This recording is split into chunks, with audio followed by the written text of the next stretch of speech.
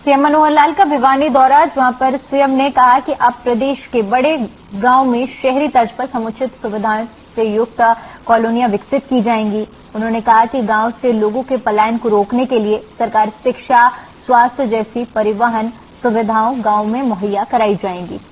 मुख्यमंत्री ने कहा कि अब सभी जिलों में पुलिस विभाग द्वारा नीलामी किए जाने वाले वाहनों की ऑनलाइन बोली की जाएगी। राज्य सरकार की ओर से सभी जिलों में पुलिस को आदेश जारी कर दिए जाएंगे। वहीं गांवों में महाग्राम योजना में शामिल कर सीवेज सिस्टम सही करवाने को भी जिक्र किया गया।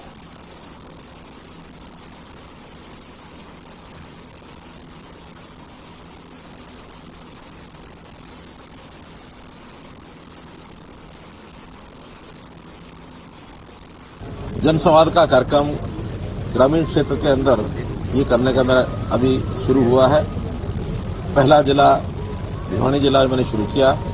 आज खरक कला, खरक खुर्द, इसके बाद कलिंगा, फिर चांग और आज अभी भिवानी शहर के इस कार्यक्रम में मैं उपस्थित हुआ हूं। स्वाभाविक है, जब फील्ड में जाते हैं तो वहां की जो कठिनाइयां होती हैं, समस्याएं होती हैं, स्वयं लोग बताते हैं।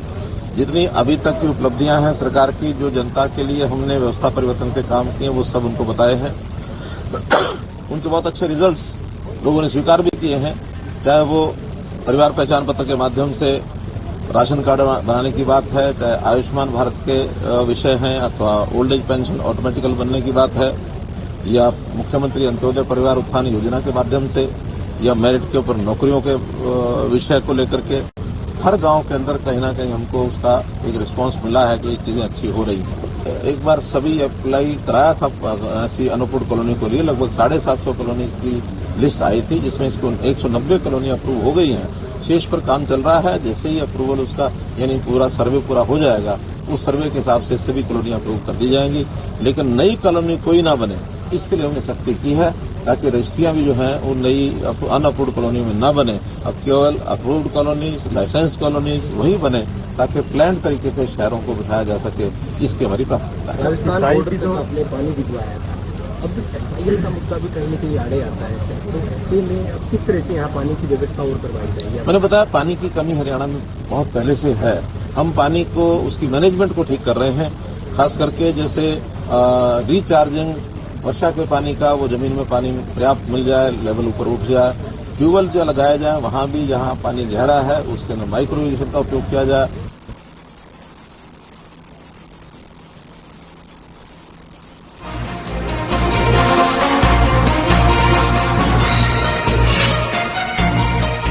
चंडीगढ़ से बड़ी खबर सामने आ रही है। आपको बता दें कि पूर्व सीएम भूपेंद्र सिंह हुड्डा प्रेस वार्ता करेंगे। आज दोपहर 3 बजे अपने आवास में प्रेस वार्ता करेंगे और इस दौरान केंद्र और प्रदेश सरकार पर निशाना भी साधेंगे। तो पूर्व सीएम भूपेंद्र सिंह हुड्डा आज प्रेस वार्ता कर केंद्र और प्रदेश सरकार पर निशाना साधेंगे। बता दें कि 3 बजे अपने आवास पर इस प्रेस वार्ता को रखा गया है, जहां पर पूर्व सीएम भूपेंद्र सिंह हुड्डा प्रेस वार्ता कर केंद्र और राज्य सरकार पर निशाना साधते हुए रणनीति तैयार की गई है, जिसके तहत अब प्रेस वार्ता के जरिए लोगों को संबोधित किया जाएगा और साथ ही साथ केंद्र और प्रदेश सरकार पर निशाना भी साधा जाएगा।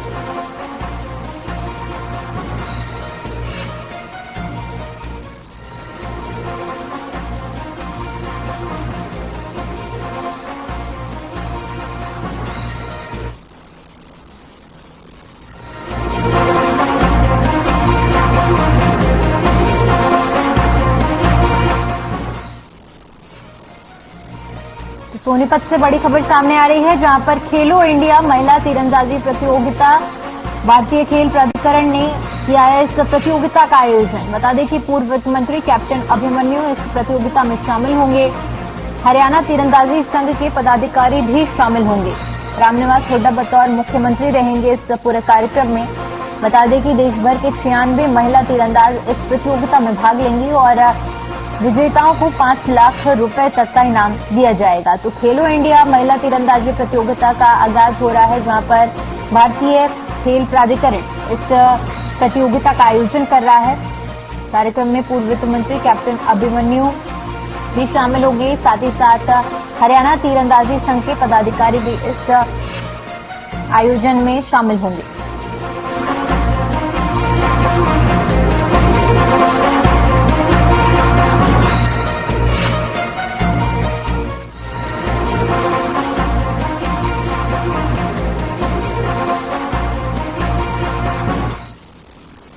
सीएम मनोहर लाल भिवानी के 3 दिवसीय दौरे पर हैं, जहां सबसे पहले खराकर काला गांव में सीएम ने दादी सती मंदिर में पूजा अर्चना की। उसके बाद सीएम ने मोटे अनाज की खिचड़ी और चटनी के साथ चूल्हे की रोटी खाई, जिसके बाद सीएम ने जनसंवाद कार्यक्रम में पहुंचकर ग्रामीणों से संवाद किया और लोगों की समस्याओं को सुना। साथ ही गरीब बुजुर्गों को राहत देते हुए पेंशन और राशन कार्ड बनाने के निर्देश दिए। इसी के साथ ही निजी कोष से 50,000 रुपए का ऐलान भी किया। वहीं सीएम ने अधिकारियों को समस्या के समाधान करने के निर्देश भी दिए हैं।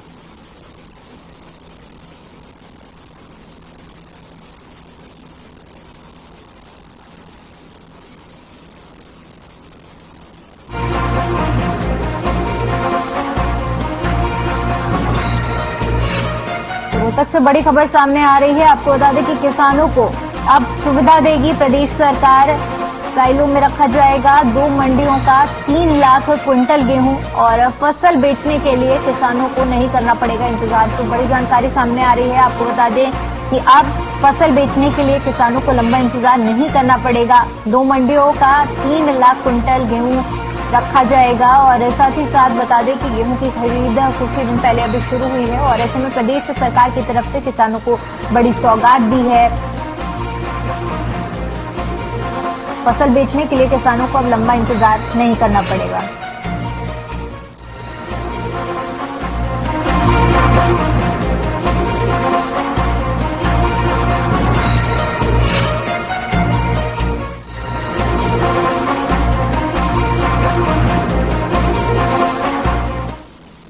देश में एक बार फिर से कोरोना ने दस्तक दे दी है। ज्यादातर राज्यों में कोरोना के आंकड़े बढ़ रहे हैं, जिससे सभी चिंतित नजर आ रहे हैं।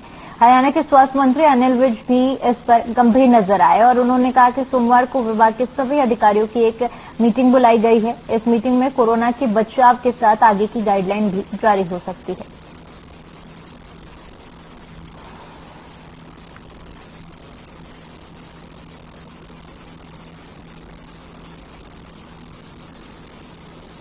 पूरी तैयारियां हैं और सारा जायजा लेने के लिए मैंने सोमवार को 1 बजे मीटिंग बुलाई है सभी अधिकारियों की और हम पूरी तरह से निगाह रखे हुए हैं इसके।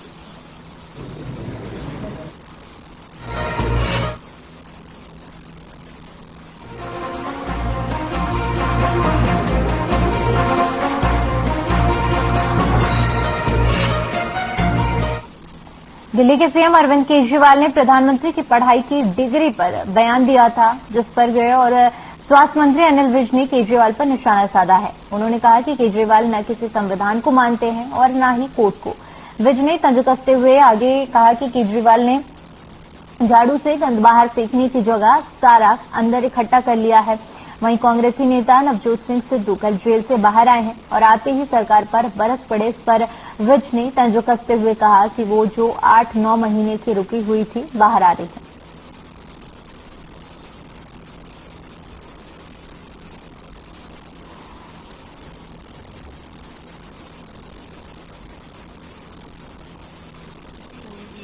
देखिए, केजरीवाल जी ना तो किसी कोर्ट को मानते हैं,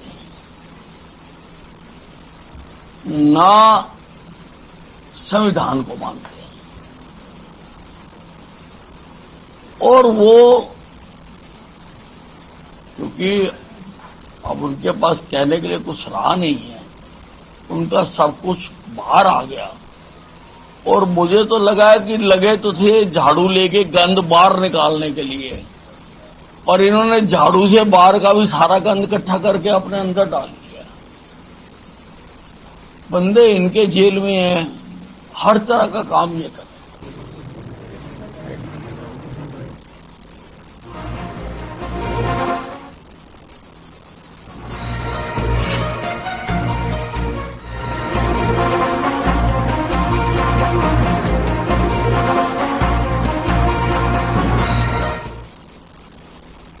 बीजेपी प्रदेश अध्यक्ष ओम प्रकाश धनखड़ करनाल के इंद्री पहुंचे, जहां उन्होंने बीजेपी पन्ना प्रमुखों की बैठक ली।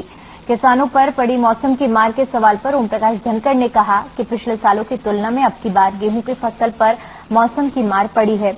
मौसम परिवर्तन की चर्चा पूरे विश्व में हो रही है। किसानों पर जो मार पड़ी है उसके लिए हरियाणा सरकार पीड़ित किसानों को मुआवजा भी दे रही है। प्रतिवर्ष औसतन 1100 करोड़ रुपए का मुआवजा हरियाणा सरकार किसानों को देती है। वर्ष 2015 में भी भयंकर ओलावृष्टि हुई थी। इस दौरान सरकार ने किसानों को 1000 करोड़ तक का मुआवजा दिया था। उन्होंने कहा कि उसी प्रकार अब की बार भी मोटा नुकसान हुआ है और किसानों के नुकसान की भरपाई के लिए हरियाणा सरकार सर्वे करवा रही है।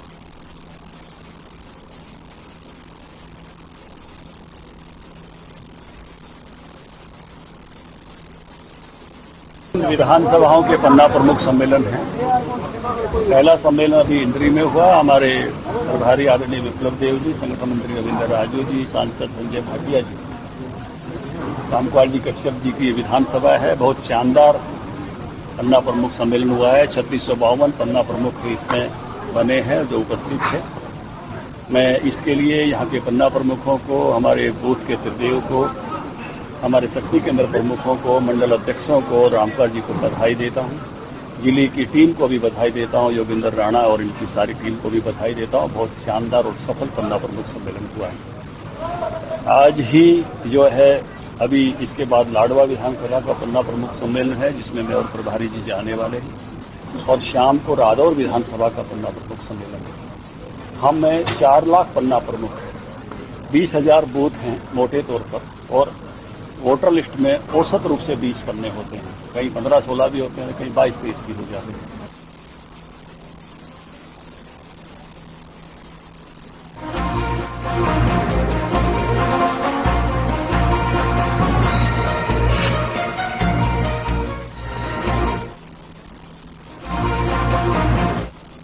बीजेपी विधानसभा के हसनपुर गांव में आयोजित बीजेपी पन्ना प्रमुख सम्मेलन में कार्यकर्ताओं की भीड़ दिखाई दी। बरसात के चलते कार्यकर्ता टस से मस नहीं हुए।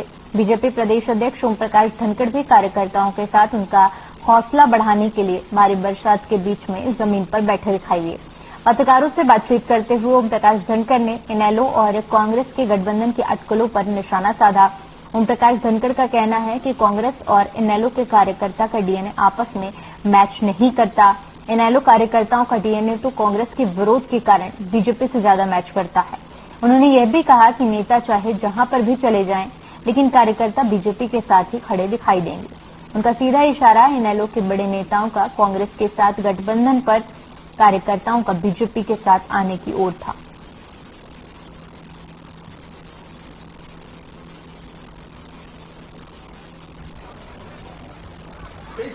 इन दलों के जो डीएनए है वो मिलता नहीं है और मुझे लगता है नेता बेशक चला जाए, जो कार्यकर्ता वो बीजेपी के साथ हो जाएगा, क्योंकि ये इनका जन्म ही कांग्रेस के विरोध में हुआ है और इनका डीएनए मैच नहीं करता। जो इन लोगों का डीएनए है, ये इनका डीएनए जो है वो हमारे साथ ज्यादा मैच करता है। हमेशा ही हमारे साथ रहे हैं, तो वो कार्यकर्ता हमारे साथ होगा, ये मुझे पूरा विश्वास है। वो किसी और रास्ते पर नहीं जाता। जो 2024 में हमारे लिए जो दिन आ रहा है, विधानसभा के इलेक्शन जब घोषित होगी, तब प्रचंड बहुमत के साथ लोगों के आशीर्वाद लेते हुए हमारे कार्यकर्ताओं का विश्वास और पन्ना प्रमुखों का जो संगठन की काम वो निश्चित अपना रूप दिखाएगी। और इस बादलियों को जनता को मैं दोबारा बधाई देता हूं। आप लोगों ने मुझे ऐसा अध्यक्ष दिया है, ऐसा हरियाणा को मंत्री दिया है और ऐसा जुझारू संगठक दिया है। हमारे प्रदेश के यशस्वी प्रभारी आदरणीय विप्लव कुमार देव जी से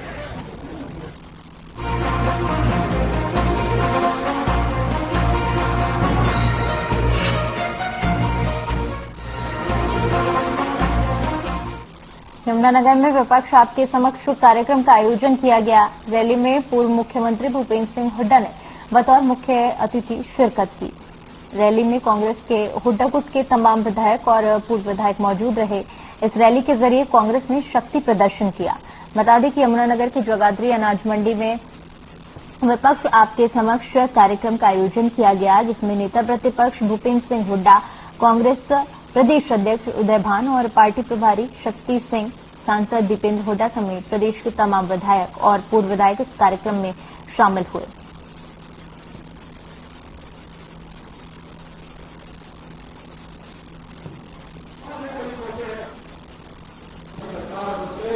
पहला काम हम करेंगे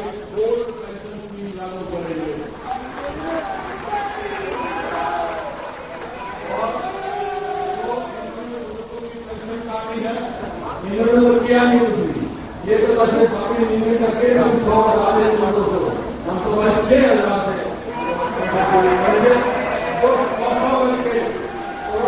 उन्होंने बंद करेंगे वो फिर से लागू करेंगे और किसान के लिए वहां हमने मध्य प्रदेश में रायपुर में प्रस्ताव पास कर दिया कि एमएसपी को एक कानूनी हम कानूनी किसान को एमएसपी मिलेगा। जगाजी में जो जान था सकते जान इस बात की गवाही दे रहा है ये जान कि भाजपा जाएंगे और कांग्रेस आएंगे और आपकी सरकार नहीं आएगी। लड़ाई आपको क्या चाहता हूं, 1 साल बचा है, चुनाव का भी हो चुका है, एक साल के बाद लोकसभा चुनाव और उम्मीद की जा रही है लोकसभा चुनाव के साथ विधानसभा चुनाव भी होगा। ये स्वयं गृह मंत्री अमित शाह के हरियाणा में 2 दिन का उनका प्रोग्राम था, पहले दिन कैंसिल हो गया, वहां मेरे व्यक्ति लोग नहीं आए और इस राज्यसभा सांसद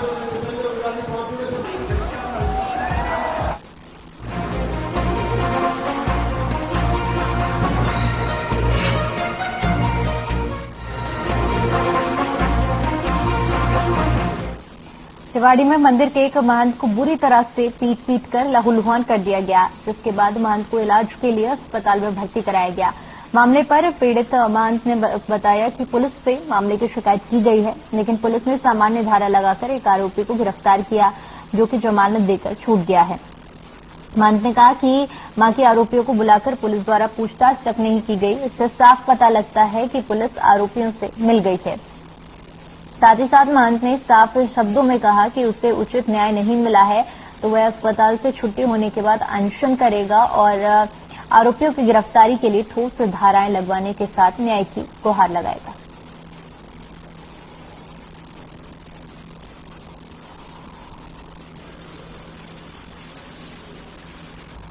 और जो महाराज जी के साथ अन्याय हुआ है उनके मैं महाराज जी के पक्ष में हूं। मैं यहाँ महाराज जी को ड्रामा सेंटर लाया था उस दिन, तो उन्होंने यहाँ आके हमारे भी मारी और महाराज जी के इतनी मार रखी है जी, आज तक महाराज जी खात्मे से नहीं उठे हैं। 6 पसलियां सारी टूटी पड़ी है और कानों के पर्दे फट गए। आज महाराज जी से कुछ पिया भी नहीं जा रहा। मेरे केस में कोई कार्रवाई नहीं हो रही, मुजरिम सरेआम घूम रहे हैं, कोई भी कार्रवाई नहीं कर रहे हैं उनके विरुद्ध और मेरी हालत खराब होती जा रही है। मेरे भक्तों के खिलाफ धारा लगनी चाहिए थी मुझे भाव को बना करके और मेरे बयान बदला दिए गए।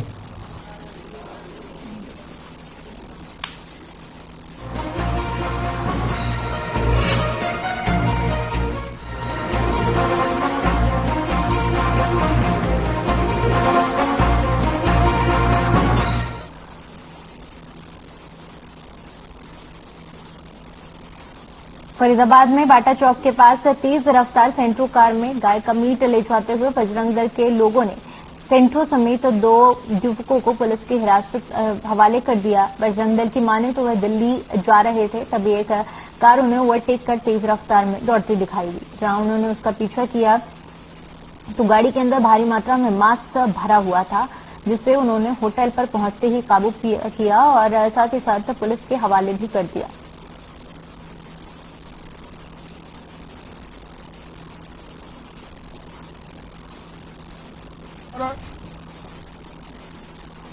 ये थी करीब 6:30-7 बजे भाई पब्लिक ने गौमास की गाड़ी पकड़ी है, तो वहां मौके पर पुलिस पहुंच गई थी टाइम पे और वहां पे पब्लिक ने गाड़ी और 2 निजाम और इस्लाम नाम के आदमी को पुलिस के हवाले कर दिया। मेरे भाई छोटे भाई संजीव ठाकुर जी और मैं इनके साथ था। हम किसी काम से निजी काम से दिल्ली जा रहे थे, तो बाटा चौक के पास पावर हाउस के पास वहां पर एक सेंट्रो गाड़ी ने हमारी गाड़ी के आगे से जोरदार कट मारा, तो हमें शक हुआ और हमने उस गाड़ी का पीछा किया। तो उस गाड़ी को हमने मिनीगंज जो सिनेमा में पुराना सिनेमा है वहां पर हमने उस गाड़ी को पकड़ा और पकड़ने के बाद हमने देखा कि उसमें भारी मात्रा में मांस था, गौमांस। तो उन दोनों को पकड़ के उसका ही होटल था, वहां हमने उनको कमरे में बंद कर दिया पुलिस को सूचना दी। भाई साहब, पिछले 1975 से लेकर आज तक मेरा कोई रिकॉर्ड हो तो बता दे। ये मीट लेके भैंस का लेके आते हैं जो हमारे पास लेके आ रहे हैं, और ये बेचारे मेरे को भी देते हैं और जगह भी देते हैं बेचारे। आज तक भी कोई 2 नंबर का काम नहीं है मेरे में।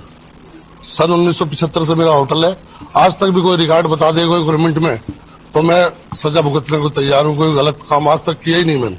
भाई साहब, पिछले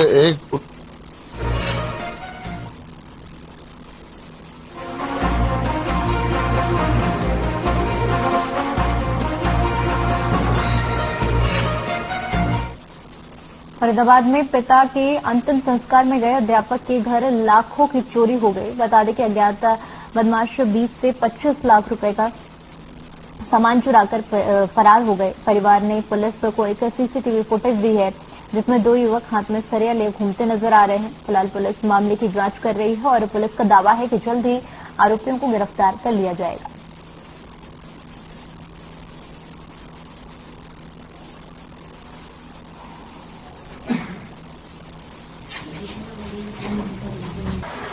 हम 28 तारीख गए थे यहाँ से इसके दादाजी की मतलब बच्चों के दादा के एक्सपायर हो गए थे, तो हम रात को 10 बजे निकले यहाँ से और आज सुबह यहाँ से पड़ोसियों को फोन किया कि आपके घर का ताला टूटा हुआ है।